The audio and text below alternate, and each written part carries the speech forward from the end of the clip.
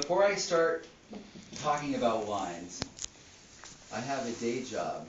Yes. That supports my What do you night do, job. Mr. Rapp? I'm happy you asked me. Oh my Yeah, there it is. I work for a little company called Contour. This is an Sports advertisement. action cameras. And this happens to be Great the for Christmas 1080p, presents. the HD we call it. You can wear this mounted to your cycling helmet, your ski helmet, goggles. We have them mounted to surfboards. We have them mounted to wakeboards, kites. Peter, my good friend Peter, wears a flying squirrel outfit and jumps out of 14,000 foot. If you've seen that, he wears it. It's amazing, actually. That's real footage too. No, I'm just kidding. So it's a wonderful product. Okay. And we'd love for you to try this out. Okay, next. So. Are you going to raffle one off? Man, we may. So I want to say, first of all, we're not launching. Is this the Oprah show? We're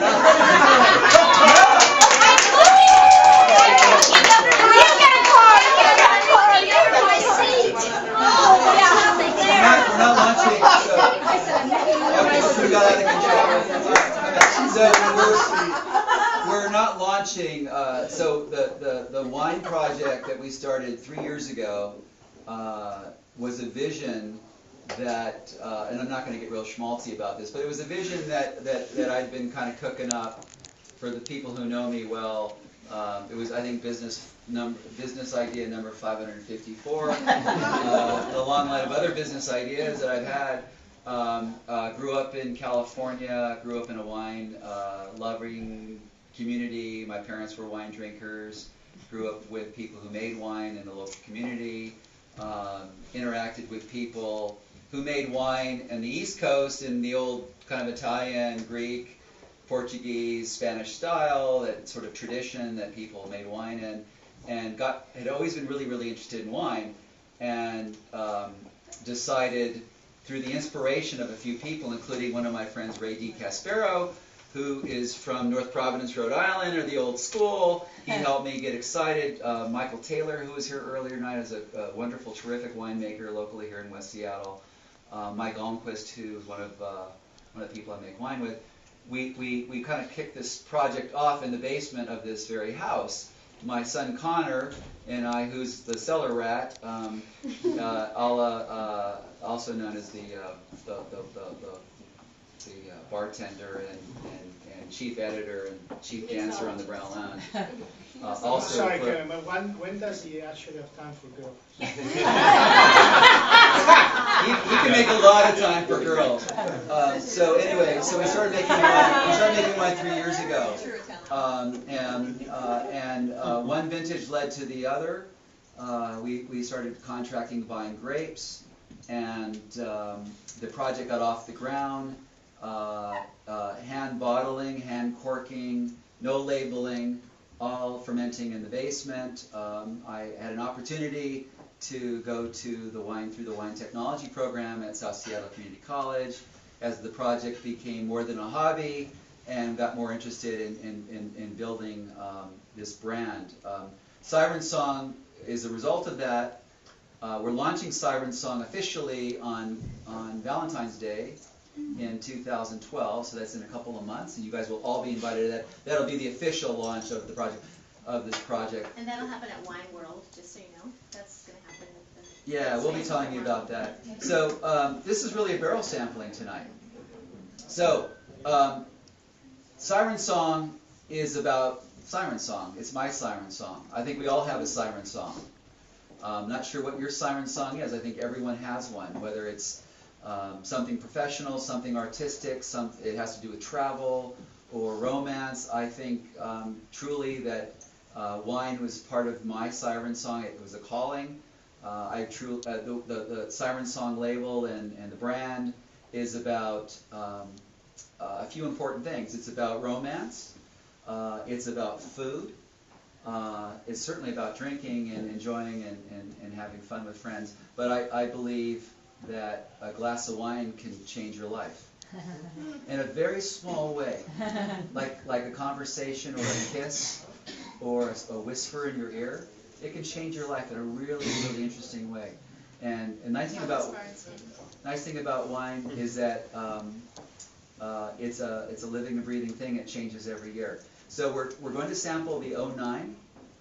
Our wine label Siren Song is going to be commercially available through a wine club, and only through a wine club. We're not selling it through retail or restaurants or through distribution, at least certainly not yet. It is designed for people. It's not meant for everyone. It's really designed for people who like variety, because we've made 7 wines this year. Most winemakers, when they first start out, they just make 2. It's much easier to make 2, to tell you honestly. You want to make 2 in large quantities. You want to sell at really high prices. We That's subscribe to Go Big or Go Home. so we made 7 wines this year in 09, and you're going to sample 3 of the 7. So we made 3 varietals. We made a full Cabernet, 100% Cabernet, and we're moving the wine out now. We made a full 100% Zinfandel, which is the first wine tonight that we're tasting. Eastern Washington, from the Milbrandt Vineyard, who's pretty famous grape growers in Eastern Washington, the Wallach Slope. We made a full 100% Chardonnay in the French tradition, which is called batonnage, which is where you stir the lees up and the yeast up in the barrels every week, and you get that beautiful taste and yeasty flavor and color, the way the French make their Chardonnay.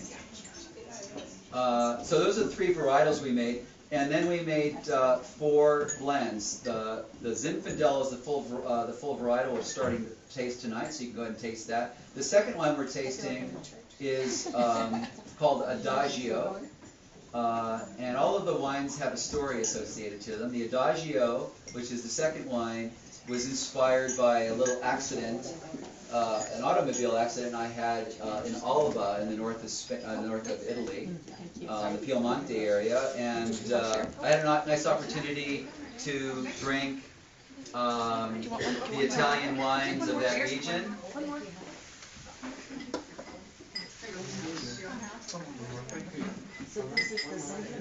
Which is Dolcetto, and a little bit of Zinfandel, which was my own little kind of kicker. It's not 100%, although it says 100%. It's actually it's about 80% Dolcetto. In the state of Washington, wines you don't have to tell people like what's in your wine unless there's more than 25% of an ingredient. Yes, please. Anyone else? So it's a little Dolcetto, or 75% Dolcetto and 25% Zinfandel. And the third wine, and the Adagio happened to be, I was in a very small car in the north of Italy, driving way too fast in a very small town. I had an accident.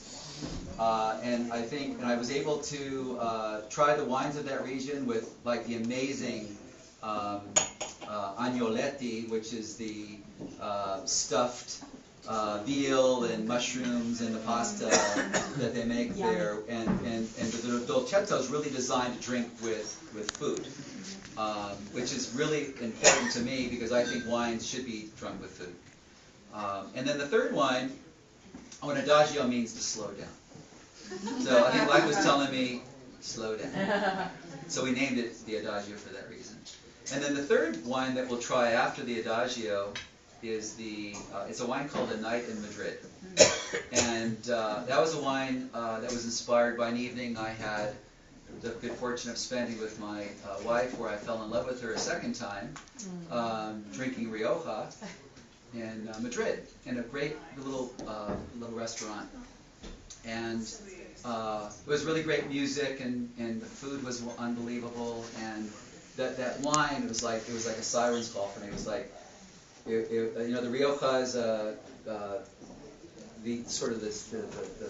national wine of Spain, typically made from Tempranillo and a little bit of Cab Sauvignon, and Garnacha, which is the Spanish equivalent of Grenache. And so I wanted to make a wine that inspired me from that night. So A Night in Madrid, you'll try that. It's 80% Tempranillo and 20% Garnacha.